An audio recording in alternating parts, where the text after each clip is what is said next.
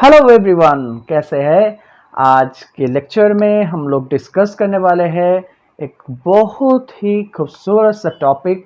आज हम लोग डिस्कस करेंगे शील्डिंग या स्क्रीनिंग इफेक्ट किसे कहा जाता है एंड इफेक्टिव न्यूक्लियर चार्ज को कैसे हम लोग कैलकुलेट कर सकते हैं। ये लेक्चर क्लास 11 के लिए काफ़ी इंपॉर्टेंट है और इसमें से नीट या जॉइंट में भी क्वेश्चंस आ जाते हैं। सो लेक्चर के लास्ट तक बने रहो और सीख जाओ कि किस तरह से हम लोग इफेक्टिव न्यूक्लियर चार्ज निकाल सकते हैं and what is screening effect. So let's start the class. तो चलो समझते हैं स्क्रीनिंग इफेक्ट किसे कहते हैं। राइट, देखो बच्चों, मान लो कि मैंने 3 एटम ले लिया। ये है पहला एटम, ये है दूसरा atom and this is the third atom. ठीक है, मान लेते हैं कि ये है न्यूक्लियस। ये जो मैंने पॉजिटिव चार्ज करके लिखा है, ये मान लो कि ये इसका न्यूक्लियस है। ठीक है, और ये जो इलेक्ट्रॉन है this is the outermost electron, मतलब वैलेंस इलेक्ट्रॉन जिसको हम लोग कहते हैं। जो इलेक्ट्रॉन वैलेंस सेल में है, जो कि आउटर मोस्ट ऑर्बिट पे है, ये है वो इलेक्ट्रॉन। राइट, तो यहां पे कुछ एजम्पशन हम लोग सबसे पहले कर लेते हैं। मान लेते हैं कि ये जो पहला सिस्टम है, यहां पे इलेक्ट्रॉन या जो आउटर मोस्ट इलेक्ट्रॉन है या जो वैलेंस इलेक्ट्रॉन है और न्यूक्लियस के बीच में कोई और इलेक्ट्रॉन नहीं है, मतलब और कोई सेल नहीं है। This is the first cell. ये पहला सेल है जो कि खुद एक वैलेंस सेल जैसा काम कर रहा है। यहां पे देखो सेकेंड सिस्टम में या सेकेंड एटम में हम लोग क्या देख रहे हैं कि 8 इनर सेल इलेक्ट्रॉन्स है। मतलब क्या है कि बच्चों कि ये जो वैलेंस इलेक्ट्रॉन है, ये वैलेंस इलेक्ट्रॉन और ये जो न्यूक्लियस है, इसके अंदर में भी आपको और भी सेल मिलेंगे जिसमें आपको 8 इलेक्ट्रॉन्स मिल रहे हैं। ठीक है, फाइनली यहां पे हम लोग देख रहे हैं कि जो आउटर मोस्ट इलेक्ट्रॉन है that is the valence electron and the nucleus के बीच में आपको 10 इनर सेल में इलेक्ट्रॉन्स मिल रहा है। ठीक है, अब देखो एक चीज तो समझना है कि ये जो इलेक्ट्रॉन्स है, ये इलेक्ट्रॉन्स सेंटर के साथ जुड़ा कैसे रहता है। ठीक है, by electrostatic force of attraction. मतलब ये जो न्यूक्लियस का जो पॉजिटिव चार्ज है, ठीक है, और इलेक्ट्रॉन का जो नेगेटिव चार्ज है, यही तो इसको बांध के रखता है। राइट, ओके, तो यहां पे देखो ये जो न्यूक्लियस है, मान लेते हैं कि यहां पे मुझे 11 प्रोटॉन मिल रहा है। ठीक है, इस न्यूक्लियस के अंदर में 11 प्रोटॉन्स है। ठीक है, तो ये 11 प्रोटॉन क्या करेंगे, न्यूक्लियस के अंदर में एक पॉजिटिव चार्ज डेवलप कर रहा है, जिससे ओवरऑल न्यूक्लियस भी एक पॉजिटिवली चार्ज जैसा बिहेव कर रहा है। मतलब ये पॉजिटिवली चार्ज न्यूक्लियस क्या करता है, ये जो आउटर मोस्ट इलेक्ट्रॉन है इसको बांध कर रखता है एक एटम में।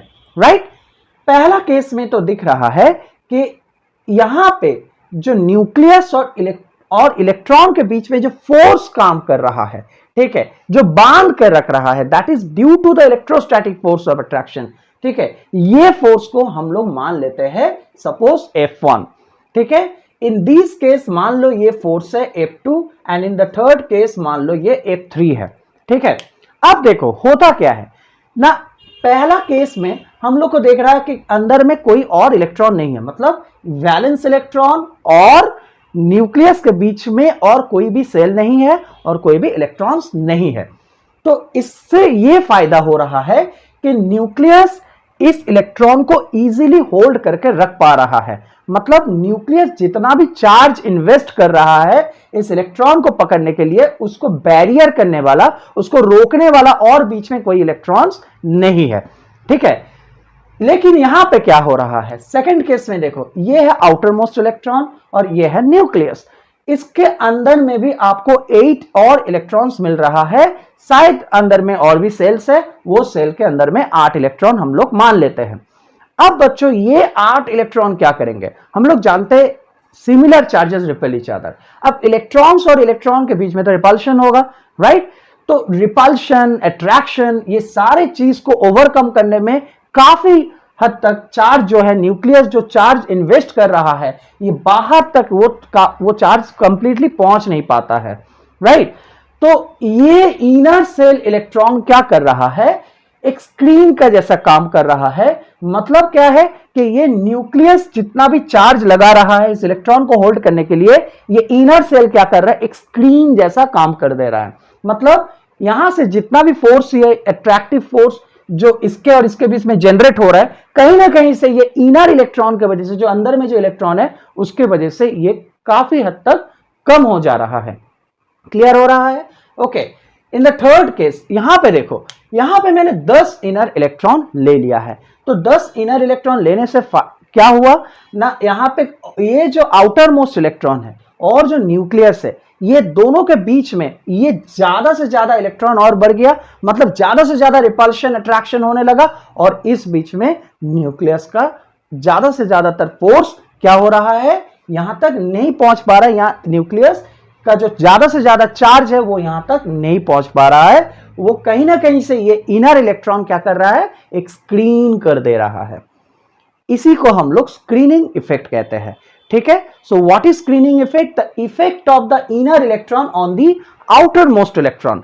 मतलब ये जो इनर इलेक्ट्रॉन है, ये इसका इफेक्ट, जिसके वजह से जो न्यूक्लियर चार्ज है वो न्यूक्लियर चार्ज काफी हद तक घट जाता है आउटर मोस्ट इलेक्ट्रॉन पे, इसी को हम लोग स्क्रीनिंग इफेक्ट कहते हैं। बच्चों समझ में आ रहा है? ओके। तो this is called screening effect. अब अगर हम लोग सजाए कि सबसे ज्यादा अट्रैक्टिव फोर्स या न्यूक्लियस और इलेक्ट्रॉन के बीच में सबसे ज्यादा इफेक्टिव फोर्स कौन होगा, तो ऑब्वियसली हम लोग लिखेंगे F1। F1 सबसे ज्यादा होगा, फिर उससे कम होगा F2 और उससे कम होगा F3। बच्चों इसका रीजन क्या है? रीजन यह है कि अंदर में जितना ज्यादा इलेक्ट्रॉन्स होगा, इनर सेल में जितना ज्यादा इलेक्ट्रॉन बढ़ने लगेगा, उतना ही कम क्या होगा, न्यूक्लियर का चार्ज हो जाएगा, वो बाहर तक नहीं पहुंच पाएगा। क्योंकि ये जो इनर इलेक्ट्रॉन है ये क्या करेगा, स्क्रीन जैसा काम करेगा और ये काफी हद तक जो न्यूक्लियस का जो चार्ज है उसको डिटोरिएट कर देगा या डिक्रीज कर देगा। ठीक है। मतलब क्या होगा, बिकॉज वो रिपल्शन अट्रैक्शन को ओवरकम करने के लिए काफी हद तक न्यूक्लियस का चार्ज वहीं पे वेस्ट हो जाएगा और ये चार्ज फुल्ली यहां तक नहीं पहुंच पाएगा। ठीक है। तो हम लोग देख रहे हैं कि जितना इनर सेल में इलेक्ट्रॉन्स बढ़ रहा है उतना ही कम न्यूक्लियस और बाहरी जो इलेक्ट्रॉन होता है, जो आउटर मोस्ट सेल में जो इलेक्ट्रॉन होगा, इसमें फोर्स ऑफ अट्रैक्शन और कम हो जा रहा है। This is because of the screening effect. और स्क्रीनिंग कौन कर रहा है, ये इनर सेल इलेक्ट्रॉन। और स्क्रीनिंग इफेक्ट किसे कहते हैं, इस इफेक्ट को, the effect in the force of attraction between the nucleus and the outermost electron because of the inner shell. ठीक है। इनर सेल इलेक्ट्रॉन, जो इनर सेल इलेक्ट्रॉन की वजह से जो न्यूक्लियर चार्ज और आउटर मोस्ट वैलेंस इलेक्ट्रॉन के बीच में जो फोर्स ऑफ अट्रैक्शन में जो इफेक्ट पड़ रहा है, इसी को हम लोग स्क्रीनिंग इफेक्ट कहते हैं। समझ में आ गया? अब बात करते हैं कि किस तरह से ये स्क्रीनिंग इफेक्ट से हम लोग इफेक्टिव न्यूक्लियर चार्ज को कैलकुलेट कर सकते हैं या इफेक्टिव न्यूक्लियर चार्ज कैसे निकाला जाता है। ओके। तो चलो सीखते हैं कि किस तरह से इफेक्टिव न्यूक्लियर चार्ज निकालते हैं। Before we move on to calculate the Z effective या इफेक्टिव न्यूक्लियर चार्ज, उससे पहले यह जानना जरूरी है कि S-P-D-F ये चारों ऑर्बिटल में से सबसे ज्यादा कौन स्क्रीन कर सकता है। मतलब कौन सा ऑर्बिटल का इलेक्ट्रॉन सबसे ज्यादा स्क्रीनिंग इफेक्ट में पार्टिसिपेट करता है। चलो इसको पहले जान लेते हैं।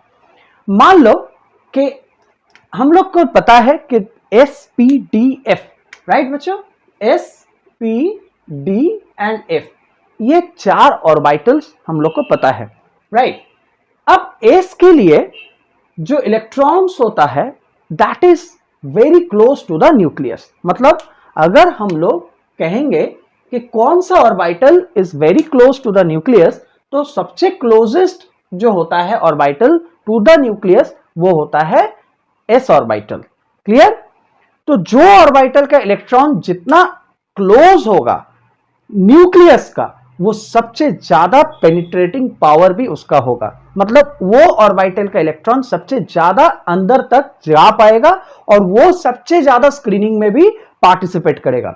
आई मीन कि अगर मेरा ये न्यूक्लियस है, इमेजिन कर लो कि ये आपका न्यूक्लियस है, ठीक है, तो सबसे क्लोजेस्ट ऑर्बिटल कौन सा होगा बच्चों, यहाँ पे एस ऑर्बिटल सबसे क्लोजेस्ट होगा, ठीक है।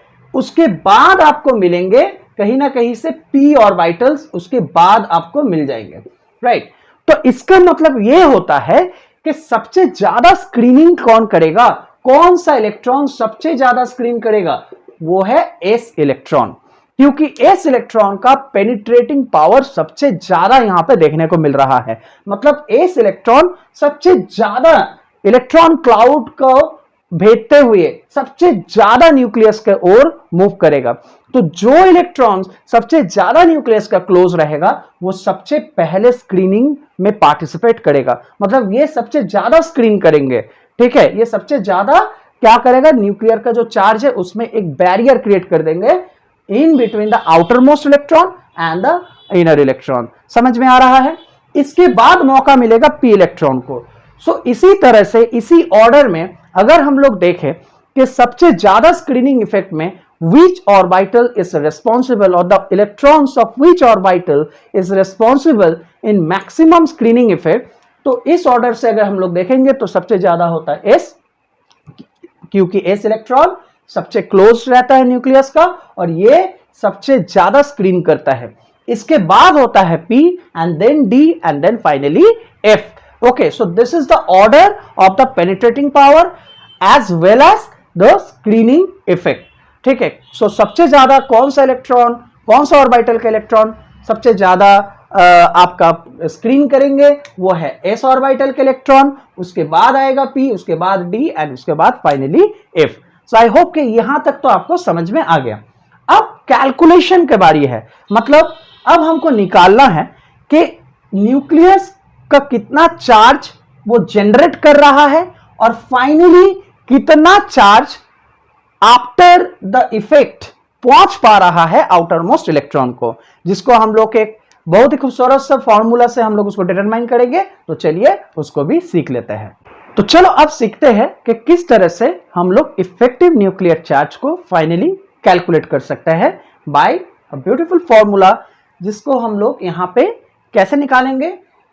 Z effective, that is the effective nuclear charge, is equal to Z। Z यहां पे क्या है, एटॉमिक नंबर या nuclear charge minus Slater constant. ये सिग्मा को हम लोग स्लैटर कांस्टेंट कहेंगे। बच्चों सबसे पहले तो हम लोगों को कुछ वैल्यूज यहां पे याद रखने होते हैं, जैसे कि स्लैटर कांस्टेंट का मैंने कुछ वैल्यूज यहां पे लिखा हुआ है। अगर एस और पी ऑर्बिटल होता है तो उसके लिए एन का वैल्यू होगा 0.35। Now what is N here, N is the valence electron या वैलेंस सेल में जो भी इलेक्ट्रॉन होता है उसका ये वैल्यू होता है। इसका मैं एप्लीकेशन अभी हम लोग डिस्कस करेंगे। n-1 होता है उसका जस्ट जो इनर होता है, मतलब पेनाल्टीमेट सेल जो होता है। उसके बाद n-2 n-3 के लिए एस और पी का वैल्यू जो होगा बच्चों 1 होगा।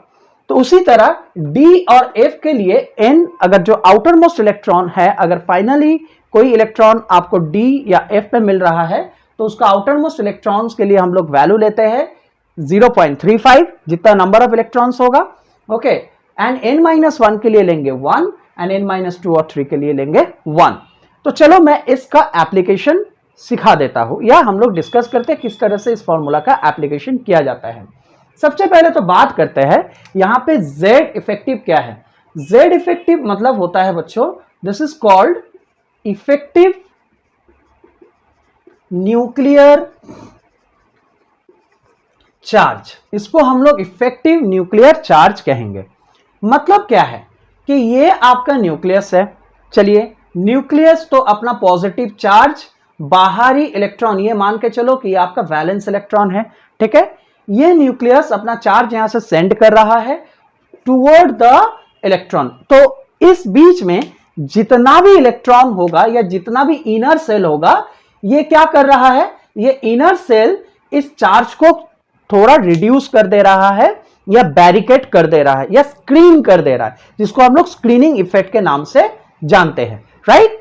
अब हमको पता करना है कि फाइनली न्यूक्लियर तो यहां से बहुत ज्यादा चार्ज छोड़ रहा है इस इलेक्ट्रॉन को होल्ड करने के लिए, बट क्या उतना चार्ज यहां तक पहुंच पा रहा है? नहीं, बिल्कुल भी नहीं। इसी को अभी हम लोग को डिटरमाइन करना है, ठीक है।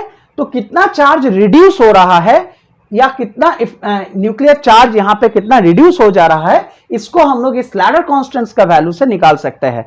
तो ये वैल्यू को हम लोग स्लैटर कांस्टेंट कहते हैं, this is known as Slater constant, and इसका वैल्यू अलग अलग ऑर्बिटल्स के इलेक्ट्रॉन्स के लिए दिया हुआ है जो हम लोग को याद रखना होता है। ठीक है, तो चलो फाइंड करते हैं Z इफेक्टिव कि कितना इलेक्ट्रॉन का जो चार्ज, ये जो आउटर मोस्ट इलेक्ट्रॉन है एक्चुअली यहां तक कितना चार्ज पहुंच पा रहा है।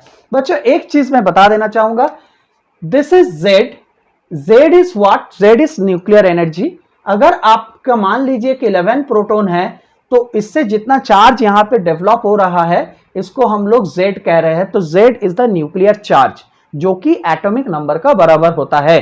ठीक है, बट यहां तक कितना चार्ज पहुंच रहा है उसको हम लोग Z इफेक्टिव कहेंगे, माइनस करेंगे कि यहां पे कितना चार्ज रिड्यूस हो गया है, इसी को हम लोग को डिटरमाइन करना है। तो चलो देख लेते हैं कि किस तरह से हम लोग इसको डिटरमाइन कर सकते हैं।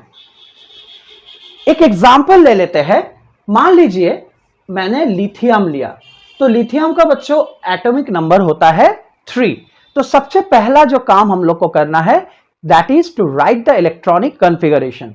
ठीक है, तो इसका मैंने electronic configuration 1s2 and 2s1 मैंने लिख लिया। ठीक है, तो हम लोग देख रहे हैं कि लिथियम का जो आउटर मोस्ट ऑर्बिट है ये है 2, या प्रिंसिपल क्वांटम नंबर यहां पे हमको 2 दिख रहा है, यहां पे 1 इसका इनर सेल हो गया। ठीक है, मतलब मुझे स्क्रीनिंग इफेक्ट किस पे निकालना है, मुझे स्क्रीनिंग इफेक्ट निकालना है इस इलेक्ट्रॉन के ऊपर। ठीक है, इस इलेक्ट्रॉन को कौन स्क्रीन कर रहा है, ये अंदर वाला जो इलेक्ट्रॉन है ये स्क्रीन कर रहा है। ठीक है, अब रही बात ये फॉर्मूला का एप्लीकेशन को, तो चलो इसको भी देख लेते हैं कैसे करते हैं। बच्चों N क्या है, N is the outermost shell, इसको हम लोग N लेंगे। ठीक है, और N का वैल्यू इसी से हम लोग को डिटरमाइन करना भी होगा, तो देखो कैसे करते हैं। और इसका N-1 होगा इसका इनर सेल, मतलब इसका आगे वाला जो सेल आएगा उसको हम लोग N-1 कहेंगे। अगर इसका अंदर में भी होता तो उसको हम लोग N-2 N-3 इस तरह से मान के चलते।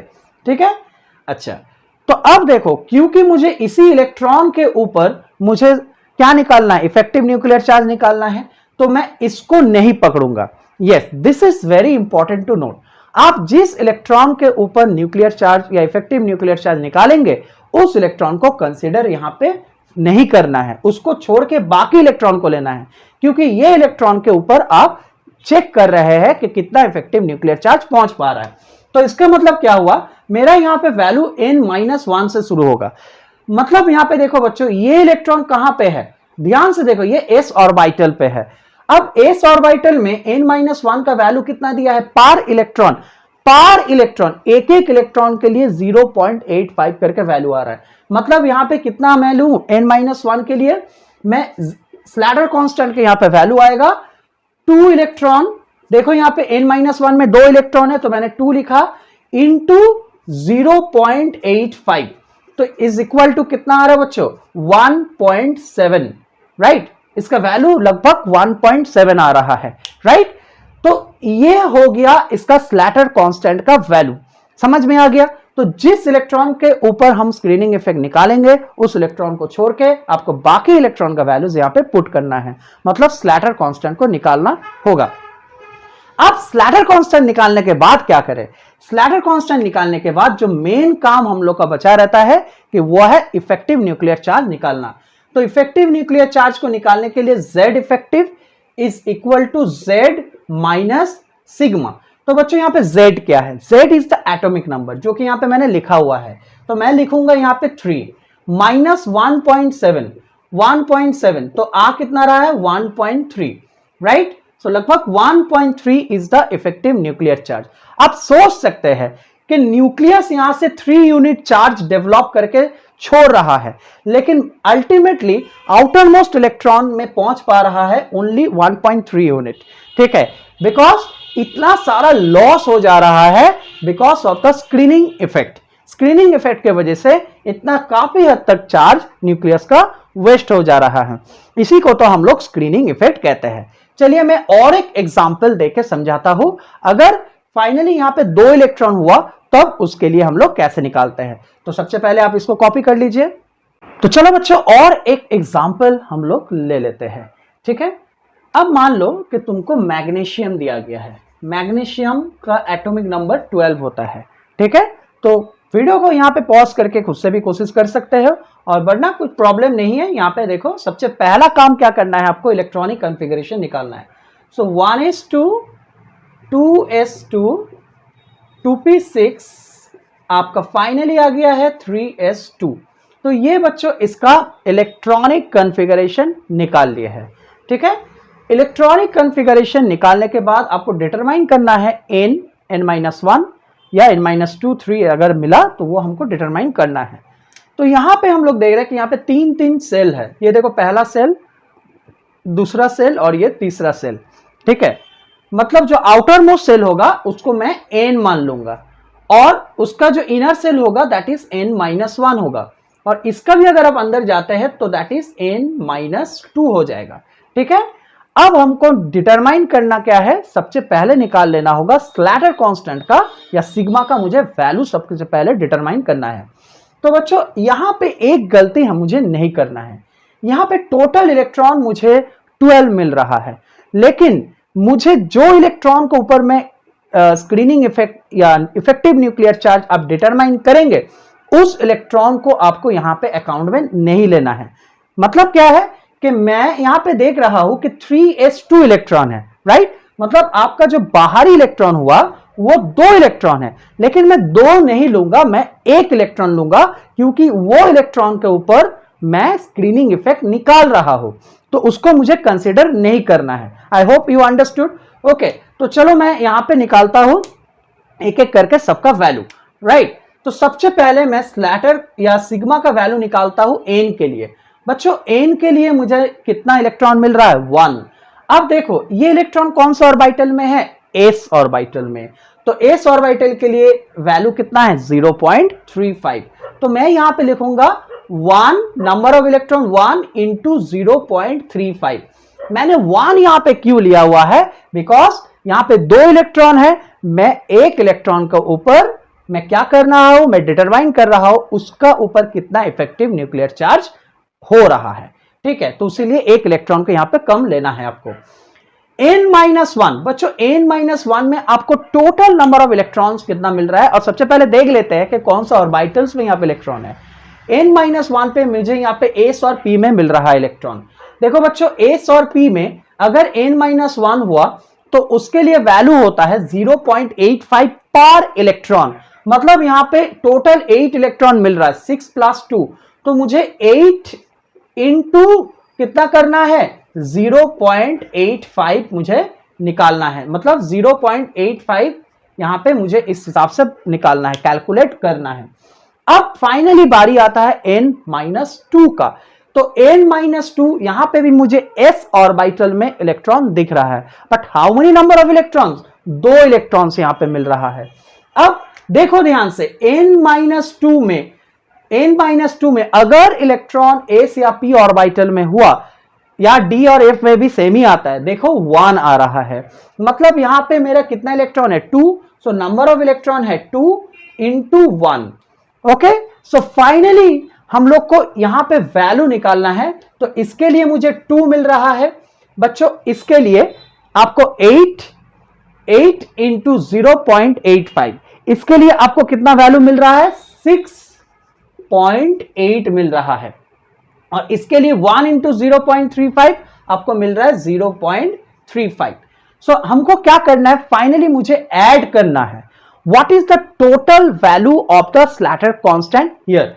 तो अगर मैं इसको ऐड करता हूं तो कहीं ना कहीं से मेरा वैल्यू आ रहा है 9.15, right. So this is the value of Slater constant, जो कि मेरा यहां पे ये ओवरऑल जितना भी इलेक्ट्रॉन है उसके लिए मैंने स्लैटर कांस्टेंट का वैल्यू डिटरमाइन कर लिया है। अब अगर आपने स्लैटर कांस्टेंट का वैल्यू निकाल लिया है तो इफेक्टिव न्यूक्लियर चार्ज निकालना कौन सा बड़ा बात है। तो चलो अब हम लोग इफेक्टिव न्यूक्लियर चार्ज को भी डिटरमाइन कर लेते हैं। तो इफेक्टिव न्यूक्लियर चार्ज का फॉर्मूला सबसे पहले मैं और एक बार लिख लूं, Z effective is equal to Z minus Slater constant. तो Z इफेक्टिव क्या हो जाएगा, Z का वैल्यू क्या है, यहां पे Z का वैल्यू है 12, राइट। तो मैं यहां पे 12 माइनस 9.15 लिखूंगा। ओके, तो वैल्यू आएगा अप्रोक्सीमेटली, आप अगर कैलकुलेट कर रहे हैं तो 2.85 आ रहा है। ओके, तो अब एक चीज तो अच्छे से समझ में आ गया है कि न्यूक्लियस कितना चार्ज यहां पे जनरेट कर रहा है। न्यूक्लियस जनरेट कर रहा है 12 यूनिट का चार्ज, बट पहुंच कितना पा रहा है फाइनली अल्टीमेटली बाहर इलेक्ट्रॉन तक। ये देखो बच्चों 2.85 यूनिट तक ही पहुंच पा रहा है, राइट। ये इतना जो रिडक्शन हो गया चार्ज, इसको हम लोग क्या कहते हैं, स्क्रीनिंग इफेक्ट कहते हैं। ये स्क्रीनिंग इफेक्ट है, और ये जो वैल्यू यहां पे निकल के आया because of the result of the screening effect, this is called effective nuclear charge. इसको हम लोग इफेक्टिव न्यूक्लियर चार्ज कह रहे हैं, ठीक है। मतलब न्यूक्लियस तो अपना पूरा चार्ज चारों ओर फैला रहा है कि बाहरी इलेक्ट्रॉन को होल्ड करने के लिए, बट उसका जो इनर इलेक्ट्रॉन्स है वो क्या कर रहा है, उसको बैरिकेड कर रहा है, उसको सील्ड कर रहा है, उसको स्क्रीन कर रहा है, एंड अल्टीमेटली वो फुल चार्ज वहां तक नहीं पहुंच पा रहा है। इसी को हम लोग स्क्रीनिंग इफेक्ट कहते हैं, और इसको हम लोग इस वैल्यू से इजीली डिटरमाइन कर सकते हैं। सो आई होप कि this video lecture is helpful for you. आप लोग इजीली कैलकुलेट कर सकते हैं किसी भी एलिमेंट के लिए कि उसका इफेक्टिव न्यूक्लियर चार्ज कितना है। खाली आपको इतना ध्यान रखना है कि इसका जो वैल्यू है ये आपको याद रखना होगा। Okay, so this topic is very important for your examination point of view. Class 11 में ये काफी बार पूछे जाते हैं, इफेक्टिव न्यूक्लियर चार्ज निकालने दिया जाता है, एंड एंट्रेंस लेवल में तो क्वेश्चन आते ही आते हैं। Okay, so thank you for watching the video. फिर मिलेंगे कोई नया टॉपिक के साथ। Bye bye, take care, stay healthy, मन लगा के पढ़ाई करो।